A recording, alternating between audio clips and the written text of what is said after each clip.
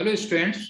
बहुत सारे बच्चों का एक कॉमन डाउट रहता है कि इस साल मेरी रैंक बहुत अच्छी नहीं आई या मेरा सिलेक्शन नहीं हो पाया, तो नेक्स्ट ईयर क्या मुझे ड्रॉप लेना चाहिए या नहीं लेना चाहिए। तो इसमें एक्चुअल में दो फैक्टर्स डिपेंड करते हैं कि इस साल आपकी रैंक क्या थी और इस साल आपने कोचिंग ली या नहीं ली।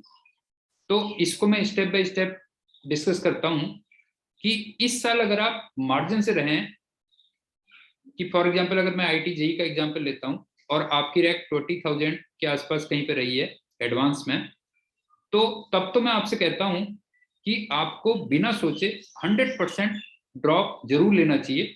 क्योंकि अगर आप कहीं 20,000 25,000 में हैं तो आप में पोटेंशियल तो डेफिनेट है।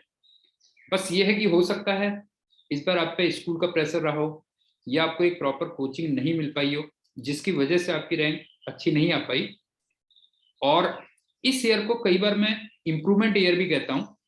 रीजन क्या होता है कि अगर आप जस्ट मार्जिन पे थे और नेक्स्ट ईयर आपने बहुत अच्छे ढंग से प्रिपरेशन की, तो मोस्ट ऑफ द केसेस में मैंने देखा है कि नेक्स्ट ईयर बच्चों की रैंक बहुत इंप्रूव होती है। और ये जो गैप आपको मिला है, जंप जो आपको मिला है, ये फिर आपको लाइफ लॉन्ग आपके साथ रहेगा। और इनकेस आपने अगर नहीं लिया ड्रॉप, तो लाइफ में कई बार आगे चल के हम रिग्रेट करते हैं कि यार एक साल अगर ड्रॉप ले लेते तो हो सकता है हम बहुत अच्छी आईटी से इंजीनियरिंग करते या फिर बहुत अच्छे मेडिकल कॉलेज से अपना एमबीबीएस करते। अब दूसरा केस आता है कि अगर आपकी रैंक बहुत नीचे है, तो फिर दो फैक्टर्स डिपेंड करेंगे कि आपने इस साल कोचिंग ली थी या नहीं ली थी।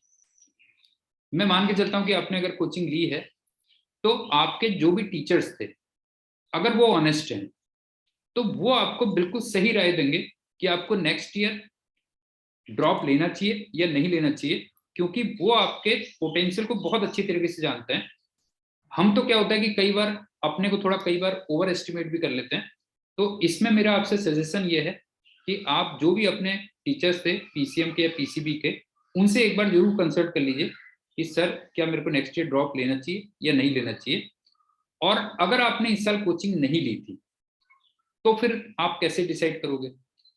तो मुझे जो वे समझ में आता है उसका बेस्ट वे ये है कि आप जैसे एक दो चैप्टर कंपटीशन के एंगल से पढ़िए, अपने से पढ़िए या कोचिंग में पढ़िए, और उसके बाद उस टॉपिक्स के टेस्ट दीजिए।